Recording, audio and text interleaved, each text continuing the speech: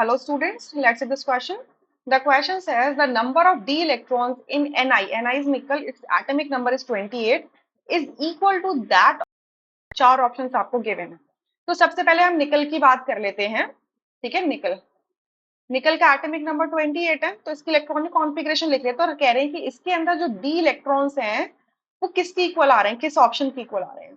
तो इसकी कॉन्फ़िगरेशन में कंप्लीट लिखती हूँ। ठीक है, सो 1s2 2s2 2p6 3s2 3p6 4s2 and 3d8।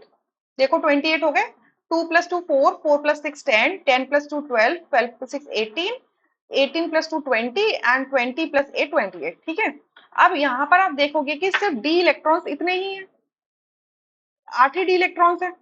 तो इसके पास डी इलेक्ट्रॉन्स कितने हैं, यहाँ पर आप लिख लो 8 है। तो आपको करेक्ट ऑप्शन चूज करना है। सो कह रहे हैं ए में लिखा है S and P electrons in F minus. F minus में टोटल इलेक्ट्रॉन कितने होंगे, 10 होंगे ना। एफ का एटॉमिक नंबर 9 होता है, मतलब प्रोटॉन काउंट इसमें 9 है, तो नेगेटिव चार्ज की वजह से एक इलेक्ट्रॉन इसके पास एक्स्ट्रा है। तो अब इलेक्ट्रॉन्स की जब इसमें फिलिंग होगी तो वो कैसे होगी, 1s2 2s2 2p6। सो यहाँ पे एस और पी के इलेक्ट्रॉन्स मिला के टोटल कितने हैं, 10 है। तो यहाँ से तो गलत हो गया ये। P electrons in argon, argon का एटॉमिक नंबर 18 है, तो यहाँ से कॉन्फ़िगरेशन इसकी होगी 1s2 2s2 2p6 3s2 3p6। सो यहाँ पर p इलेक्ट्रॉन्स आर्गन में देखो, एक तो ये रहे p इलेक्ट्रॉन और एक ये रहे p इलेक्ट्रॉन। सो ये दोनों p इलेक्ट्रॉन मिला के इसके कितने हो रहे हैं, 12 हो रहे हैं ना। तो ये भी नहीं होता।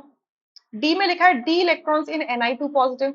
Ni2 पॉजिटिव देख, जब निकल है, जब निकल से दो इलेक्ट्रॉन निकलते हैं, ठीक है, तो वो कभी भी 3D से नहीं निकलते, वो 4s से निकलते हैं। क्यों, रीजन क्या है, बेशक एनर्जी 3D की ज्यादा है बट 4s जो है वो क्या करेगा, वहां से इलेक्ट्रॉन लूज हो जाएंगे, क्योंकि ये जो इलेक्ट्रॉन्स है वो 4s ऑर्बिटल है, फोर्थ शेल के अंदर प्रेजेंट है।